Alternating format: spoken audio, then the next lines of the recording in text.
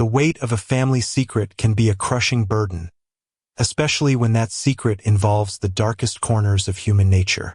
Imagine discovering that your grandmother, the woman who baked cookies and told you stories, was also a serial killer.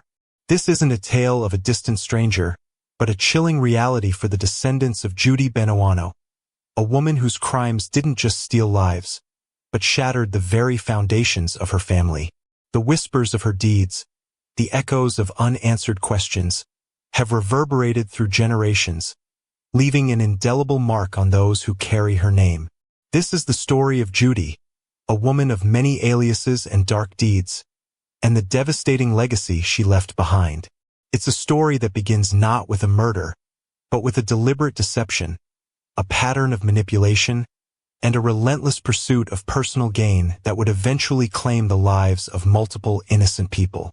It is a story filled with the echoes of a shattered family, a grim testament to the insidious nature of evil that can hide in the most ordinary of faces, a facade of domesticity that masked a chillingly calculated predator.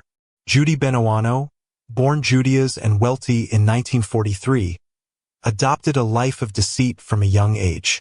Her journey of deception began with a chameleon-like ability to reinvent herself. She went by many names: Judy Smith, Judy Henderson, Judy Grug, and eventually, Judy Benoano, a fluid identity that served her purpose of moving from place to place and weaving intricate webs of lies. Judy presented herself as a nurse, a woman of compassion and care, and in the beginning, that was her most powerful weapon.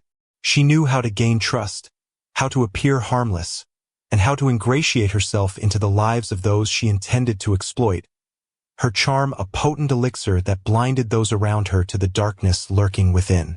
In 1960, Judy married James Goodyear, a soldier stationed in Colorado. Their marriage, like so many aspects of Judy's life, was built on a shaky foundation. Soon after, Judy was on her own with a young son, Michael. Her life took a turn for the worse, a nomadic existence marked by frequent moves from town to town, a constant search for new opportunities to prey upon. Eventually, she settled in Pensacola, Florida, a sun-drenched city on the Gulf Coast, a place that would become the backdrop for some of her most heinous acts. It was there that she met her next significant partner, Air Force Sergeant James "Buddy" Benefield. Buddy, a man seemingly solid and dependable, was charmed by Judy's striking beauty and her apparent kindness. The relationship blossomed, and they had a son, James Jr., together. However, as in all Judy's relationships, there was a darkness lurking beneath the surface, a sinister undercurrent that Buddy, blinded by infatuation, failed to recognize. To solidify her control and anticipate future gains, she took out a life insurance policy on Buddy, a chillingly practical step that served as a sinister omen of what was to come. In 1971, Buddy Benefield became the first victim of Judy's deadly plans. He was admitted to a hospital, apparently suffering from a sudden and severe illness following a car accident, compounded by an unusual poisoning. The specifics of the poisoning remained a mystery, a detail that would later become crucial. A few weeks later, Buddy was dead. At the time, authorities ruled his death as accidental, a tragic consequence of the car accident and subsequent complications. But Judy, with a cold calculation that belied her grief, was already collecting on the substantial life insurance policy she held on Buddy's life. This was the beginning, the first step down a path paved with calculated malice and a relentless pursuit of profit, a chilling illustration of how greed could corrupt the human heart.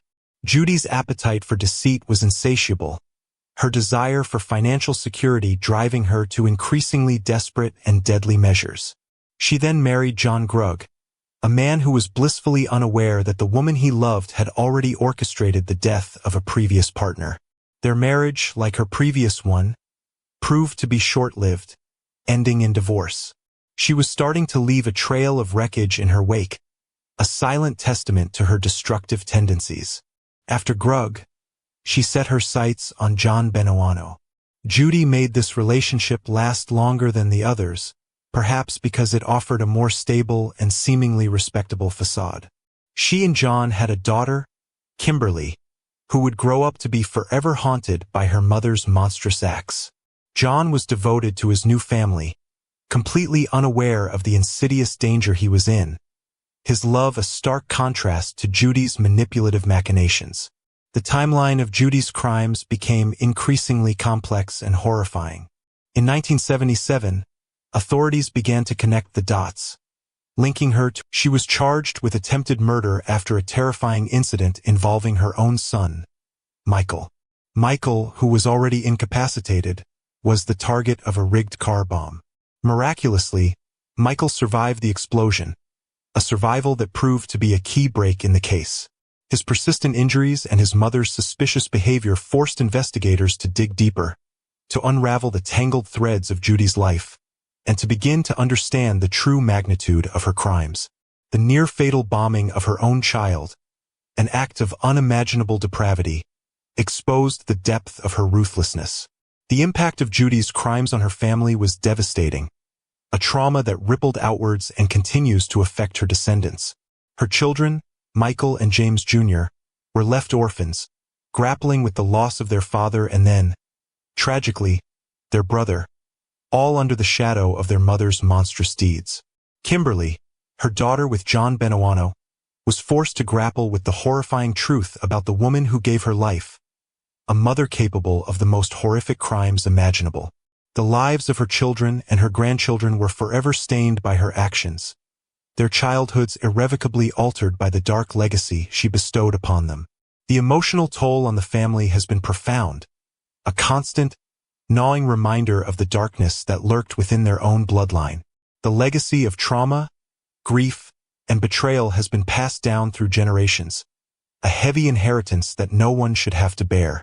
The simple act of a child playing with toys of a family gathering for a holiday is now coupled with the chilling reality that the grandmother they may have never known, or only knew through hushed whispers, was capable of unimaginable acts of violence.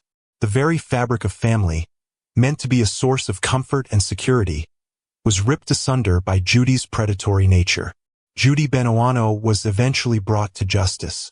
In 1984, she was convicted of the murder of her son, James Jr., and the attempted murder of her son, Michael. Later, she would also be convicted of the murder of Buddy Benefield. The state of Florida upheld her conviction and her death sentence, a grim culmination of a life steeped in crime. In 1998, Judy Benuano was executed by electric chair in Florida, becoming the first woman to be executed in Florida since 1848. Her death, however, did not bring closure to the family. The wounds ran too deep, the scars too numerous. The story lives on through Judy's children, their descendants, and the people who were touched and forever altered by her life and actions. The legal battles, the public scrutiny, and the personal anguish have left an enduring mark. Judy Benuano's story is a stark reminder that evil can wear many faces. It can hide in plain sight, masked by the familiar comfort of family and love, the archetypal image of a nurturing mother or a loving grandmother. It is a story of how the relentless pursuit of greed and control can corrupt the human soul and destroy the lives of those closest to us, leaving behind a trail of shattered lives and broken hearts.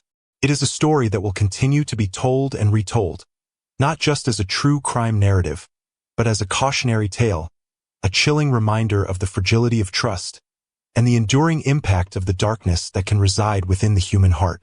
The case of Judy Benuano is a chilling study in the depths of human depravity, and its lasting impact is a solemn testament to the enduring power of trauma and the enduring weight of family secrets, a shadow that continues to loom over those who bear her name.